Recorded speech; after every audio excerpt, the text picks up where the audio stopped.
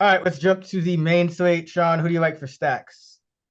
So I'm going with the Brown stack here, like Jacoby Brissett and Amari Cooper.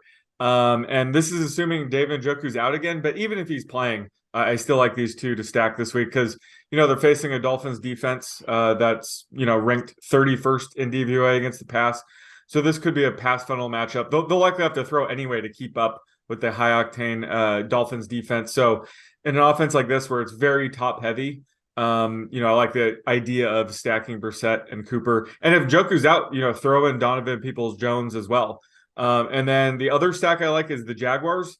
So specifically Trevor Lawrence and Christian Kirk against the Chiefs this week. The Jags have been able to lean heavily on Travis Etienne the past 2 weeks with the running game, but this is a spot they could fall behind, become more pass heavy. The Chiefs ranked 24th in DVOA against the pass. And honestly, you could throw Travis Etienne into the stack as well. If they get behind, they're going to likely utilize him even more in the passing game. He has yet to top 4 receptions in the game this year, but this certainly could be it. So I like the idea of stacking Lawrence, Kirk, and even throwing Travis Etienne in there.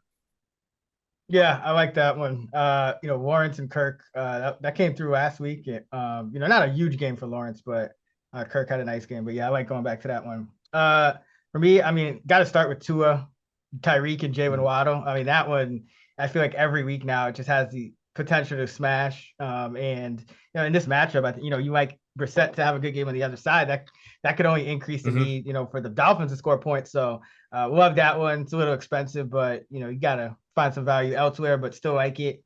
And then I think it's interesting to go with like a Sam Ellinger, Michael Pittman stack, just a super contrarian.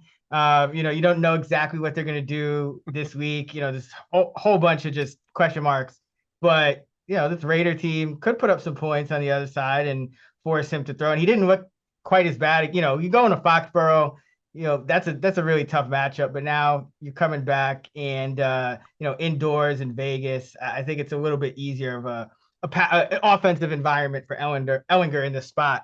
So yeah, give me some Ellinger, Michael Pittman stacks as well. Yeah, I like that call. And I wrote up in my tiers, like, look, don't expect much this week at New England against Bill Belichick. But, we saw his rushing upside. He ran 5 times for 39 yards. So he has that ability this week against the Raiders. He could, have a ceiling game. And who knows what's going on with the coaching. Yeah. But certainly the Colts offense is going to be very low owned. So that's a good call. And anything can happen. That's what we like in tournaments and especially with stacks. So love that call. All right, where are you going for dart throws? So I have 3 cheap wide receivers who play on the road this week, and the first goes back to what I was saying with the Jaguars. So I got to go Zay Jones. He's only 4,400. For some reason, he's right around that range every week. But this is a perfect spot to take him. Like I said, the Jags will likely be forced into pass-heavy game script, and he's Trevor Lawrence's number 2 target most weeks, so he's definitely has a big ceiling, baked in. So this is a week where I'm going to use him, and he's cash in for me before in GPPs this year. So love this spot. And then I already mentioned him, but Donovan Peoples-Jones at Miami. I'll love him even more if David Njoku's ruled out again this week. He is clearly the number 2 target in this offense. He has 5 straight games with 4 more catches. So in a matchup like this, like I said, where the Browns will probably be a little bit more pass heavy, they are facing a pass funnel defense. I love Peoples-Jones, honestly, in cash as well. He's so cheap, and he has such a high floor right now. I would consider him in cash, but especially GPPs. I think people are still overlooking him, and I love stacking this game in general. So love him in GPPs as well. And then I got to go with my boy Robbie Anderson here. He is dirt cheap. He's 3,200 on DK. He didn't do much last week. He had 1 catch for -4 yards, but he played a ton. He had an 86% routes run rate. So he was the clear number 3 wide receiver. Now, the Cardinals have been playing games with their number 3 slot, rotating in Greg Dortch and AJ Green, but I think they want Robbie Anderson to be the guy. So he could have a big game coming, and it's usually when everybody leaves him for dead. So I like Robbie as a dirt cheap, high upside GPP flyer this week. Yeah, I mean, that's the whole. I mean, yeah, he essentially you would think that was the plan, right? To get him up to speed and then not play any of the other guys. So hopefully that continues and he can have a better game than he had last week when it was rough. Yeah, that was brutal. Not gonna lie, he had a rough game last week, but that's kind of I'm buying low right now. I will go with First, Samari Toure against the Cowboys. I think with Romeo Dobbs getting hurt, I think Toure is a guy that's going to play more and more. And Rodgers, on the interception, one of the interceptions he threw, he could have had a touchdown to Toure, like another deep touchdown. So, Toure ran a route on 47% of the dropback. So I think that will only go up. Sammy Watkins, another option as well. He was out there 83% of the time. So he's a little more obvious, but I think Toure is a guy who Rodgers is kind of looking for more and more down the field. And against this Dallas team, they play a lot of zones. Buffalo's similar. So Toure had that game against Buffalo where he popped. So I think he's an interesting option here. Another guy is Alec Pierce. I think, if you look at this Colts situation, already mentioned Ellinger Pittman. I think Pierce is another guy, had an 81% route participation rate last week. A guy who doesn't need that many targets to pay off. He sees a lot of targets down the field. And if you look at his games indoor versus outdoor, he's really not produced outdoors, winds, things like that. It's a little tougher. But when he's in a indoor stadium like this, I think it'd be a lot easier for him to get some deep shots. So I think, and scramble drill, things like that. So I think he's a pretty sneaky guy. I always want to invest in rookies around this time of the year. And one last guy I mentioned is MVS. I think last week he had he was just disappeared, and there's a lot of competition for targets. But I do think part of it was the matchup, and I think people are going to kind of be. Definitely will be off of him this week, but they've always been talking in Kansas City about spreading the ball around, getting everybody involved. And Juju had a big game last week. Kelsey had a big game last week. So I think it's a perfect time to buy low on MVS, who's still going to run the third most routes in that offense behind Juju and Kelsey. So we saw Mahomes throw 60 something times last week. You always have that potential, right? Yeah. So always a good offense to buy into, especially when guys are kind of coming off bad games. So love me some MVS this week as well. Yeah, I like MVS and Toure and GPP's, of course. And then Toure, he's kind of filling in that MVS role that was left behind with MVS going to KC, because Toure, his A dot this year is 21.8. He's clearly the downfield threat. So it makes him a boom bust option against the Cowboys, but he's sort of filling in that vacancy left behind by MVS. So like him as a dart throw like GPPs. Yeah, and they should have the game script. I mean, this Packer team is a struggle. So all right, let's go build some lineups. Let's start with how do we do last week? Do we have any guys end up not playing or anything? Or I don't think we cashed because I definitely didn't. I don't think Damn it. It's always hard early in the week to cash in these, but I feel like the spirit was there. We had some good plays. Let me see. Oh no, we had PJ Walker. He did not do well. Yeah, that'll do it. I mean, we had Kenneth Walker and Travis Etienne. Yeah, that was really the only. Hopkins didn't have a great game. Walker was under 15% owned in GPP, so that was definitely a hit. It was the receivers. Tunyon didn't do nothing. Marshall we had Marshall. He had a touchdown, but that came from 5%. Mayfield, I think. Yeah. Yep. Oh yeah, Hopkins had a down game finally. Yep. All right, let's start us off here. What do you got for week 10? Let's see. So, let's start off with Trevor Lawrence. Let's do it. All right. It's only 5,400, way too cheap. Yeah, I do like your Ellinger call, but he's only $400 cheaper, not getting much of a discount. He might be a better FanDuel play, I think. All right, let's go with your boy Greg Dulcich at tight yes, 3,400. There we go. It's a weird tight end week. Yeah, he sticks out like a sore thumb. All right, let's go with Amari Cooper, 6,500. Yeah, let's go with the Titans. Let's go with the Titans against Russ and this Bronco. See what they got coming out the bye. All right. Oh, we have Dulcich. That's actually not smart. Yeah, hold on. Let's see. I mean, it's not like they it's not get a pick six and Denver's forced to throw. I mean, it's not that bad. Yeah, but we could do better. I was just warning you, but again, there's paths for that hitting still. Somewhat contrarian to do that too. Let's go with the Cardinals at 2,700 against the Rams. This Rams team can't block. Yeah, always a good bet to just Fade the Rams. All right, cool. So that leaves us with Yes. 6,400 a Yep. player. Okay. Well, we need a running back. Could always Ooh, go. yeah.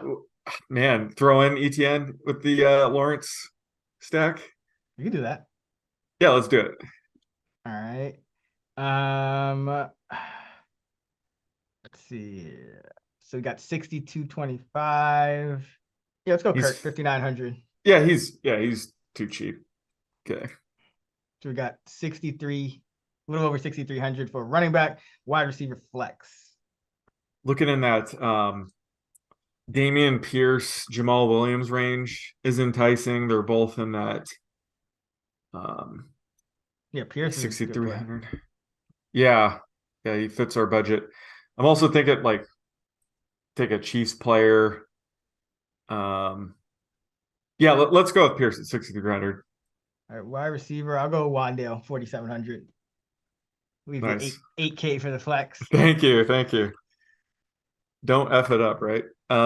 Let's see. So who do we got? We basically the entire player pool. Kelsey, Waddle, yeah, Jacob. Waddle. Oh, Kelsey, that's perfect. I was Yeah. looking for a Chiefs player. Yeah, All right. perfect.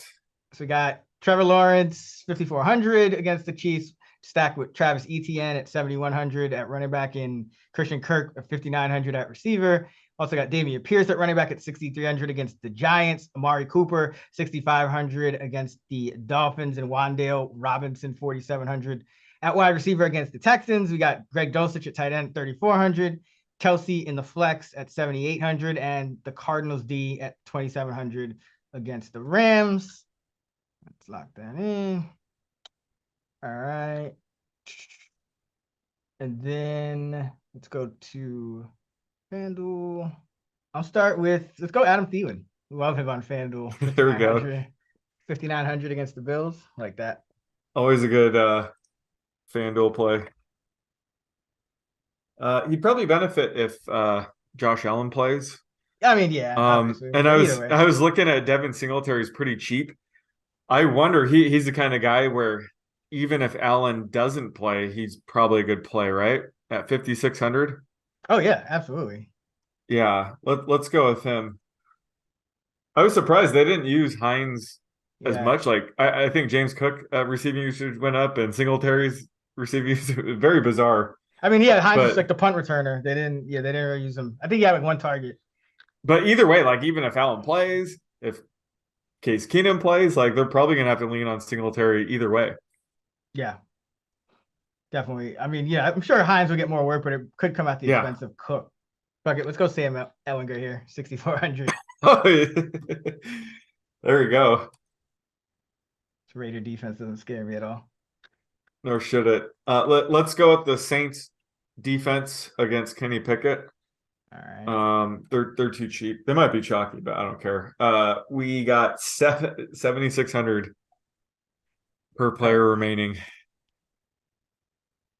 All right, I'll go Pittman and stacking Ellinger with Pittman, 6,300. That's a pretty good price for him. Yeah, makes sense. So we got a good amount of cash to spend. Almost 8K for running back, wide receiver, tight end, flex. Let's go with Tyreek then. Yeah. Like we haven't used them at all this year, but we have to. I'll go let's go Kelsey at tight end just to get some expensive guys in there.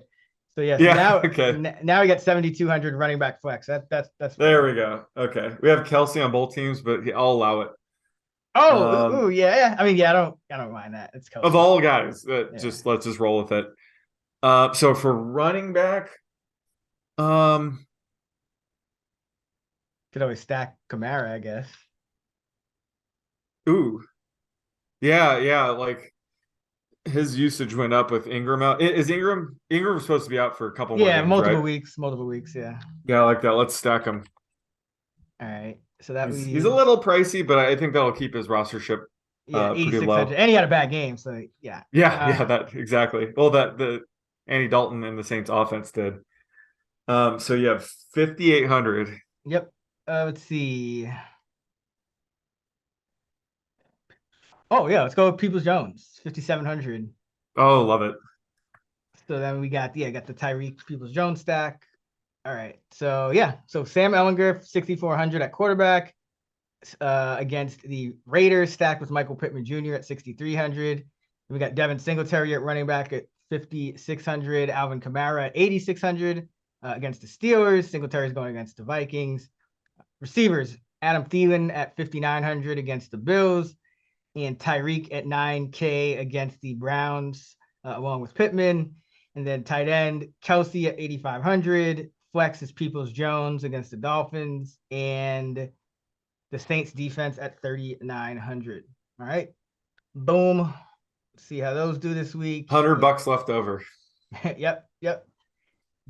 Oh, as long as we got something left over.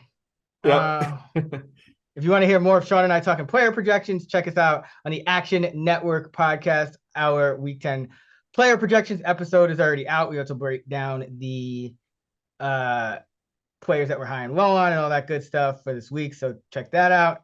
And actionnetwork.com, obviously, if you want to see our player projections, fantasy rankings, content, all that good stuff. fantasywebs.com for our DFS tools and models. You can find Sean on Twitter at @the_oddsmaker. You can find me at Chris Raybon.